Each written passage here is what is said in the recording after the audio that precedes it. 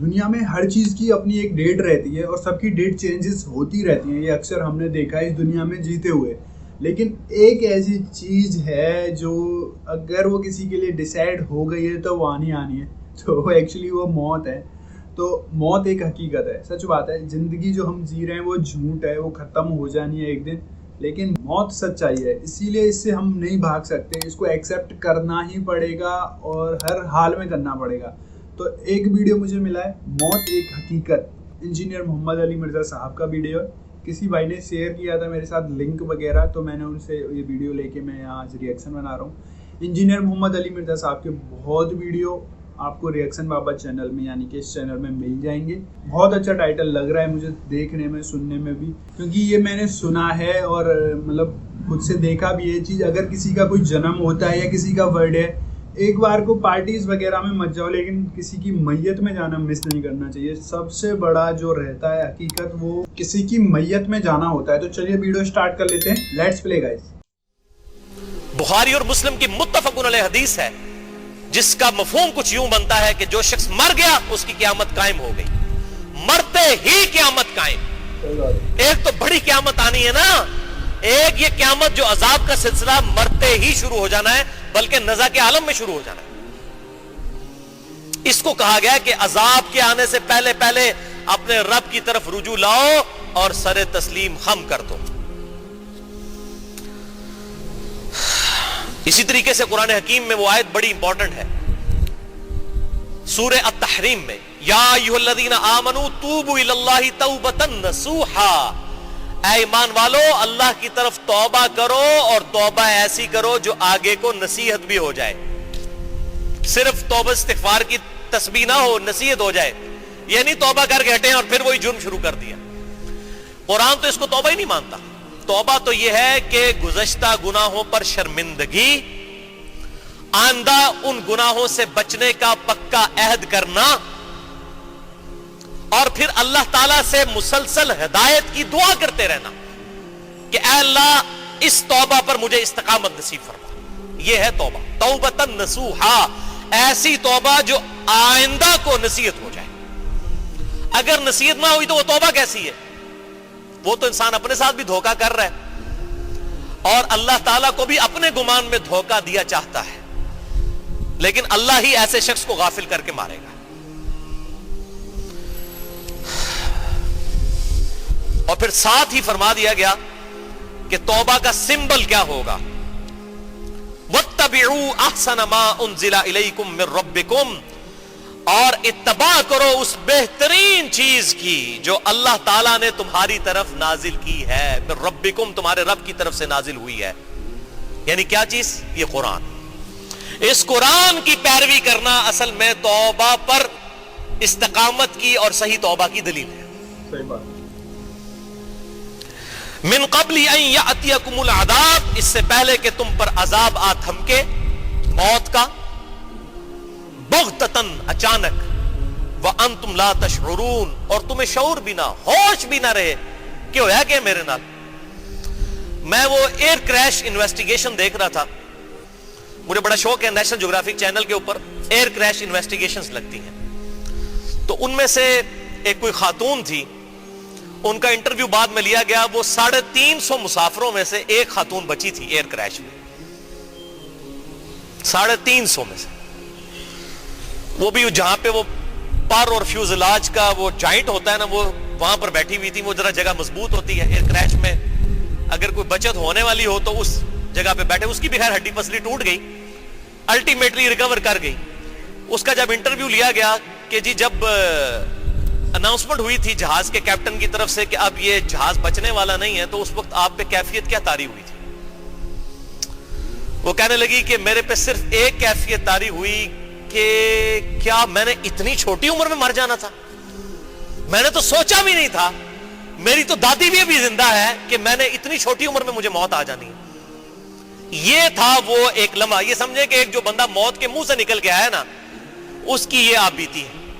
350 مسافروں میں سے ایک بچنے والی. اس نے کہا میں نے یہ چیز سوچی کہ اتنی جلدی میں نے مر جانا تھا، میں نے تو سوچا بھی نہیں تھا. اور یہی ہوتا ہے، یہ تو ہر انسان کی ہی سوچ ہوتی ہے. ابھی یہ آپ اسلام آباد سے کراچی کی طرف کبھی سفر کریں نا، ہوائی جہاز کا. تو بعض اوقات بیچ میں ایئر پاکٹس آتی ہیں نا, جہاز جو ہے نا اس طرح اوپر نیچے ہوتا ہے, تو بڑے بڑے میرے جیسے بھی جو اللہ تعالیٰ سے دور لوگ ہیں نا, وہ بھی کلمہ پڑھنا شروع کر دیتے ہیں, استغفار کرنا شروع کر دیتے ہیں. لیکن جیسے ہی سیڑھیوں سے نیچے اترتے ہیں کہتے ہیں شکر ہے یا اللہ بچا لی, اور اپنی مرضی زندگی کٹا گیا. اس ٹائم کہہ دو نا استغفار استغفار. یہ آپ دیکھیں کتنی ویڈیوز لیک ہوتی ہیں, ایئر کریش ہوتے ہوتے بچا ہے کبھی یہ لینڈنگ کے دوران, اور لوگ استغفار لا حول ولا قوت الا باللہ کلمہ پڑھ رہے ہوتے ہیں. ہونا تو یہ چاہیے کہ اس کریش میں جتنی بے پردہ عورتیں بچی ہیں وہ تو کم از کم پردہ شروع کر دیں. اس کریش میں سے جو جسٹ بچے ہیں, جو لوگ اللہ تعالیٰ کی نافرمانی کرنے والے بے نمازی لوگ, وہ نمازیں شروع کر دیں, لیکن کوئی تبدیلی نہیں آتی ہے. اب مجھے وہ آیت سمجھ آتی ہے جو قرآن حکیم میں بار بار ریپیٹ ہوئی ہے کہ اگر ہم انہیں دنیا میں دوبارہ بھی بھیج دیں نا, یہ پھر وہی کام کریں گے. یہ دنیا میں دوبارہ آئے ہوئے لوگ ہیں نا. اچھا, یہ آیت کبھی مجھے ہضم نہیں ہوتی تھی کہ یہ کیسے ہو جائے گا جب آخرت میں اتنا بڑا عذاب کسی نے دیکھ لیا, اب وہ دنیا میں دوبارہ آئے پھر وہی جناب کام کرنا شروع کر دے. ہو ہی نہیں سکتا. لیکن جب یہ حالت دیکھتے ہیں نا کہ لوگ موت کے منہ سے نکلتے ہیں, پھر اپنی مرضی کی زندگی گزارنا شروع کر دیتے ہیں. ایک دفعہ میں اسلام آباد میں پشاور موڑ سے ایک ٹیکسی لی, تو ٹیکسی ڈرائیور مجھے بتانے لگا کہ میں تو جی موت کے منہ سے واپس آیا ہوں, میں نے یہ روڈ سے ہٹا کے ٹیکسی کھڑی کی ہوئی تھی, تو اچانک پیچھے سے ایک بہت بڑا ڈیمپر, یہ موت کے گولے ہیں بڑے بڑے, یہ جو ڈیمپر ہے نا ہمارے یہاں پہ چل رہے ہوتے ہیں بغیر بریکوں کے, کسی وقت کسی گاڑی پہ چڑھ سکتے ہیں. ان سے بچ کے انسان کے, ویسے تو موت اللہ کے اختیار میں, لیکن اپنی طرف سے احتیاط ضرور کرنی چاہیے. تو وہ کہتے ہیں جی وہ ڈیمپر آ کے میرے اوپر چڑھا, بالکل پس گئی میری ٹیکسی, اور لوگوں نے تو گمان کیا کہ یہ بندہ بچا نہیں ہوگا. بہرحال ہڈی پسلی میری ٹوٹ گئی. شفا انٹرنیشنل میں تقریباً 1 سال تک کہتا ہے جی میں علاج کرواتا رہا, ملینز آف روپیز لگ گئے. الٹیمیٹلی میں الحمدللہ موت کے منہ سے واپس آ گیا. اللہ نے منو نوی زندگی دیتی ہے جی. منو تے آگے رشتہ دار بھی مل گئے سن کہ پائی انہیں نیچے بچنا, انہیں وینٹیلیٹر تے چڑھ گیا. وینٹیلیٹر پہ چڑھا ہوا بندہ کدھر بچتا ہے؟ اچھا جی, میں نے کہا جی اس کے بعد آپ کی زندگی میں چینج آ گئی ہوگی. تو میں نے اس سے پہلا سوال یہ کیا کہ میرے بھائی نماز پڑھتے ہیں؟ کہتا جی کدے ٹائم مل جاتا جمعے دی نماز پڑھ لی تھی. میں نے کہا صدق اللہ العظیم, اللہ نے سچ فرمایا کہ اگر یہ لوگ دنیا میں دوبارہ بھیج دیے جائیں تب بھی وہی کام کریں گے جو یہ پہلے کرتے تھے. یہ دنیا میں واپس ہی آیا نا جی بندہ, پھر وہی کام. اللہم اجرنا من النار, اللہم اجرنا من النار, اللہم اجرنا من النار. اللہم من احییتہ منا فاحیہ علی الاسلام ومن توفیتہ منا فتوفہ علی الایمان. اللہ تعالیٰ فرماتا ہے اچانک موت تم پر آ جائے اور تمہیں ہوش بھی نہ رہے,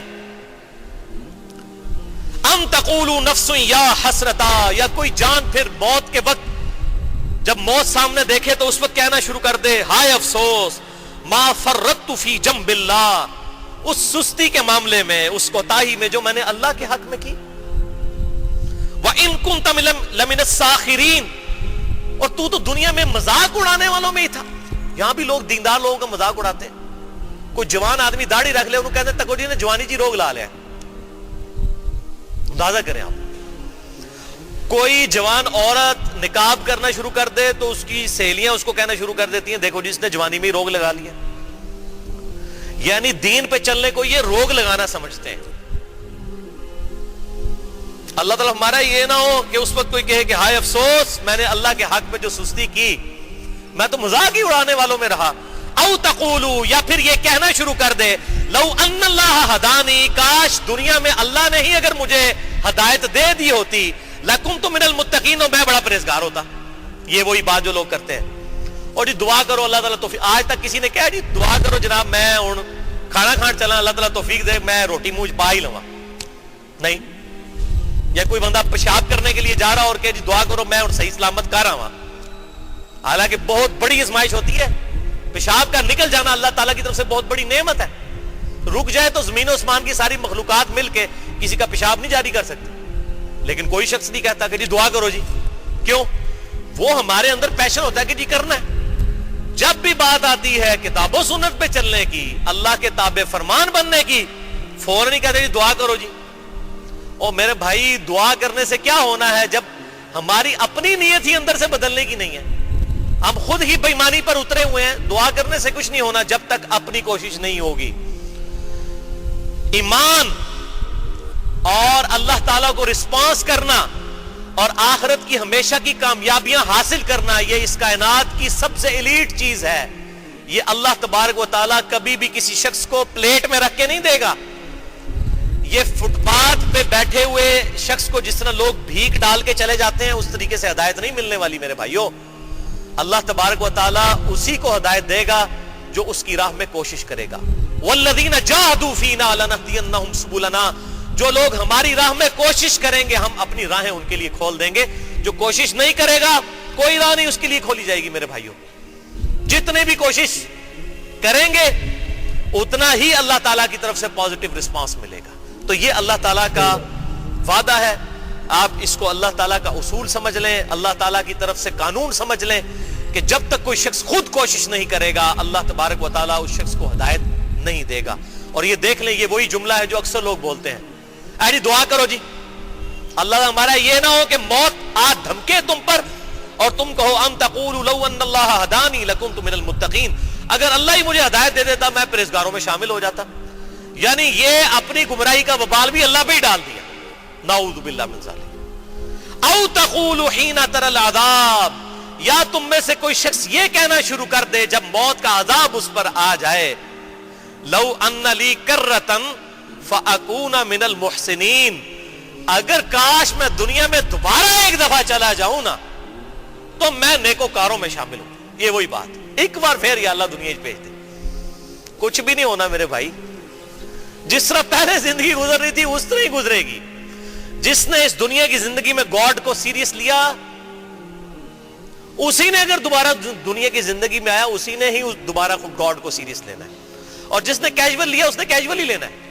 موت کے وقت جتنے یہ لیم ایکسکیوزز انسان کہے گا نا، کاش میں دنیا میں دوبارہ بھیج دیا جاؤں، کاش مجھے موقع مل جاتا میں نیکوکاروں میں شامل ہو جاتا، یہ جتنے بھی لیم ایکسکیوزز ہیں، کاش اللہ تعالیٰ مجھے زبردستی ہدایت دے دیتا تو میں ہدایت پہ ہوتا، ان کے جواب میں اللہ تعالیٰ نے یہی ہم پر مہربانی فرماتے ہوئے موت سے پہلے ہی اس کا جواب دے دیا. سنیں، بلا قد جاءتک آیاتی، کیوں نہیں اے انسان تیرے پاس میری آیتیں تو آئی تھی، قرآن کی شکل میں اتنی بڑی دھمکی تو آئی تھی، فکذبت بہا، تو اس کو جھٹلاتا رہا. کسی نے تو قرآن کو ماننے سے انکار کر دیا، کسی نے قرآن کی ماننے سے انکار کر دیا. ایک ہے اللہ اور اس کے رسول کو ماننا اور ایک ہے اللہ اور اس کے رسول کی ماننا. صرف کو ماننے سے کچھ نہیں ہوگا، کی ماننی پڑے گی.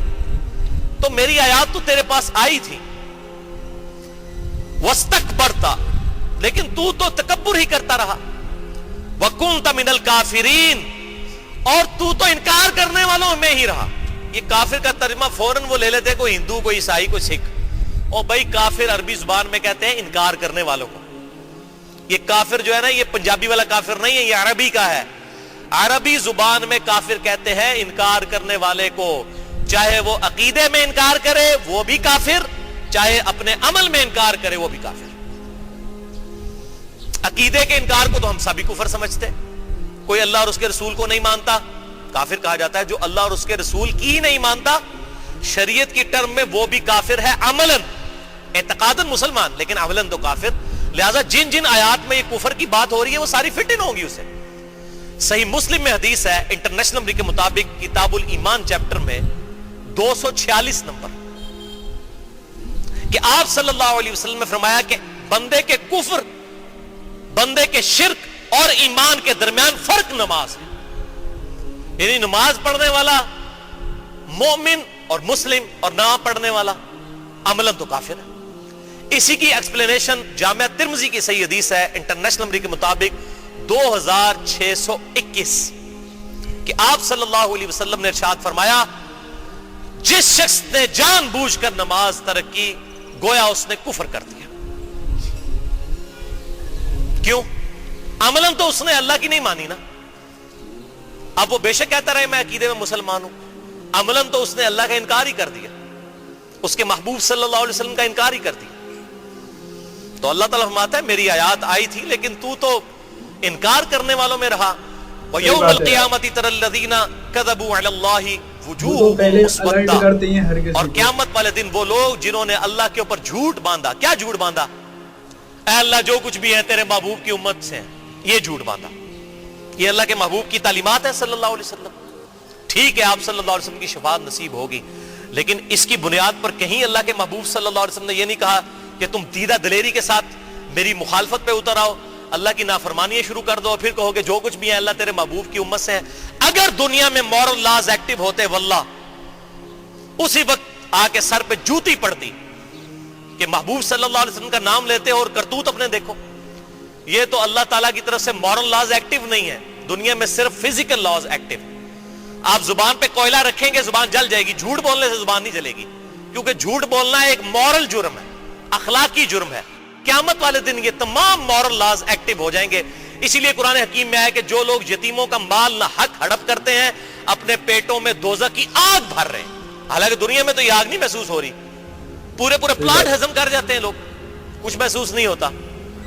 داڑیاں بھی رکھی ہوتی ہیں، نمازیں بھی پڑھ رہے ہوتے ہیں، لوگوں کی جائیدادوں پہ قبضہ کیا ہوتا ہے، بہنوں کی وہ وراثت دبا جاتے ہیں.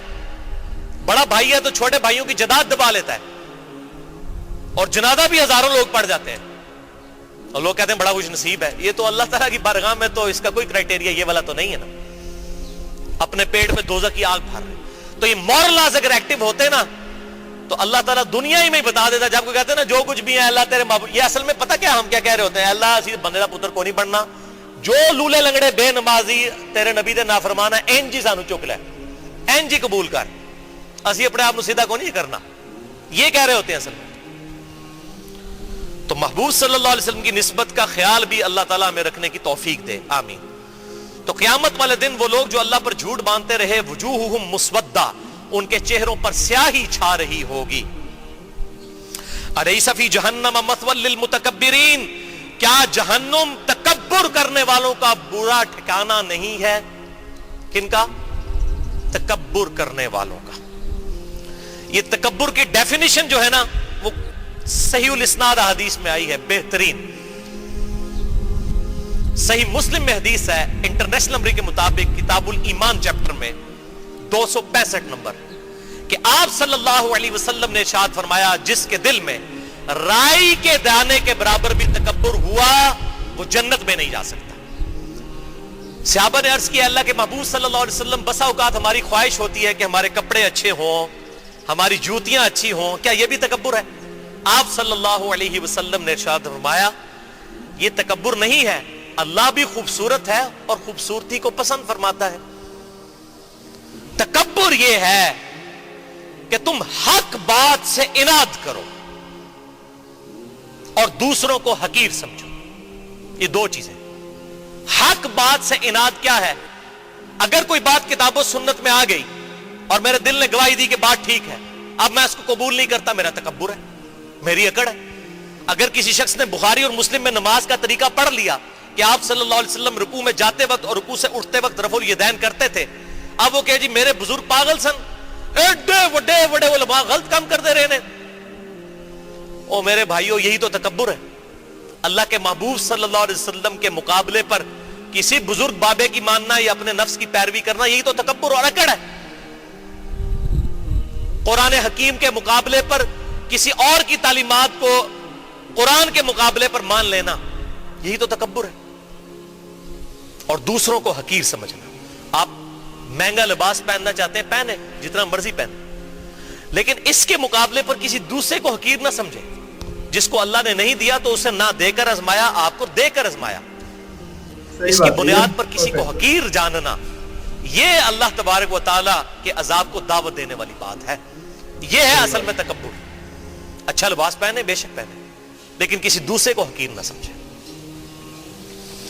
تکبر یہ نہیں ہے کہ تم اچھا لباس پہنو یا اچھے دکھو، بلکہ تکبر یہ ہے کہ حق بات سے اناد کرو اور لوگوں کو حقیر جانو. وَلِعَوْذُ بِاللَّهِ تَعَالَى. اللہ تعالی ہم سب کو تکبر سے محفوظ فرمائے. باقی اگر کسی نے اچھا لباس پہنا ہوا ہے یا کسی کی گفتگو کا سٹائل ایسا ہے، اس پہ تکبر کا فتویٰ نہ لگائیں. اس کی وجہ یہ ہے تکبر ٹوٹلی دل کی کیفیت کا نام ہے. یعنی میں کسی شخص کو یہ کہہ نہیں سکتا یہ متکبر ہے. ہو سکتا ہے اس کی گفتگو کرنے کا سٹائل ہی ایسا ہو یا اس کو اچھا لباس پہننا پسند ہو. یہ دل کی کیفیت جو ہے یہ دل کا معاملہ اللہ تعالیٰ کے ساتھ ہے. یہ ذہن میں رکھیے گا. کسی پہ فتویٰ نہ لگائیں. ہاں اپنے آپ کو انالائز کرتے رہیں.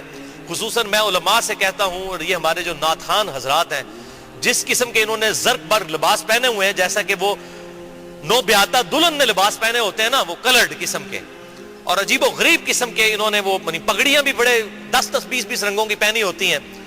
تو میں فتویٰ نہیں لگاتا, لیکن میں ان کو ضرور کہتا ہوں کم از کم آپ اپنے اوپر انالیسس ضرور کرو. سنن ابی داؤد میں صحیح حدیث ہے کہ آپ صلی اللہ علیہ وسلم نے ارشاد فرمایا, جس شخص نے دنیا میں شہرت کا لباس پہنا, اللہ تعالیٰ قیامت والا دن ذلت کا لباس اسے پہنائے گا. ایسا لباس جس سے وہ لوگوں کو اٹریکٹ کرنا چاہے, یعنی اتنی بڑے بڑے یہ جبے کبے اور بڑی بڑی یہ گونے پہنی ہوتی ہیں, عجیب و غریب قسم کے لباس پہنے ہوتے ہیں اپنا رعب لوگوں کے اوپر ڈالنے کے لیے. یہ جو معاملات ہوتے ہیں نا, اس طرح کے معاملات انسان کو جو ہے نا وہ تکبر کے اندر مبتلا کر دیتے ہیں, اور پھر اس میں بڑا خطرہ ہوتا ہے کہ انسان جو ہے وہ راہ راست سے ہٹ جائے. لیکن کسی پہ فتویٰ نہ لگائیں, ہم اپنے آپ کو اینالائز کرتے رہیں کہ ہم کس ڈگر کے اوپر چل رہے ہیں. اللہم اجرنا من النار, اللہم اجرنا من النار, اللہم اجرنا من النار. بھائی یہ بہت مست تھا, لیکن کون ان چیزوں کو مانتا ہے یار. مطلب موت ایک حقیقت, اس کے اوپر انہوں نے ایک بہت بڑی اچھی سٹوری بتائی تھی کہ جس کے اوپر سے وہ ٹرک نکل گیا تھا, اس کو پورا دچل دیا تھا, پچکا دیا تھا اس کو, لیکن وہ پھر بھی زندہ ہوا. اس سے محمد صاحب نے پوچھا بھی تھا کہ بھائی یہ بتاؤ کہ اب تم نماز پڑھتے, تو اس نے کہا بس میں جمعے کی نماز پڑھتا ہوں, ان دا سینس کہ شکروار, مطلب انڈین میں شکروار کو ہی جمعہ بولا جاتا ہے, کہ بس اس کی نماز پڑھتا ہوں. تو انہوں نے اس کو یہ بولا تھا کہ ایک بار تجھے زندگی مل گئی ہے, لیکن لوگوں کا کیا رہتا ہے نا, جب وہ مر جاتے ہیں تو پھر بھی وہ جا کے وہاں پہ اوپر جو بھگوان ہے, اللہ ہے, ان سے وہ معافی مانگتے ہیں اور بولتے ہیں کہ مجھے ایک بار بھیج دے. کسی پہ ان کی اچھی درشٹی رہتی ہے, اچھی نظر رہتی ہے, تو اس کو واپس بھیج دیتے ہیں, اور وہ ان کو بول کے بھی آتے ہیں اپنے بھگوان کو کہ اگر تم مجھے نیچے بھیجو گے تو میں نیک کام کروں گا. لیکن وہ پھر بھی آ کے سب چیز بھول جاتے ہیں, پھر سے جو ان کی جو کنٹینیو زندگی چل رہی ہوتی ہے اسی میں مشغول ہو جاتے ہیں. یعنی کہ پیسہ کمانا اسٹارٹ ہو گیا, یہ سب فالتو کے کام کرنا, یہ سب مطلب یہ اتنا زیادہ کرائم ہے.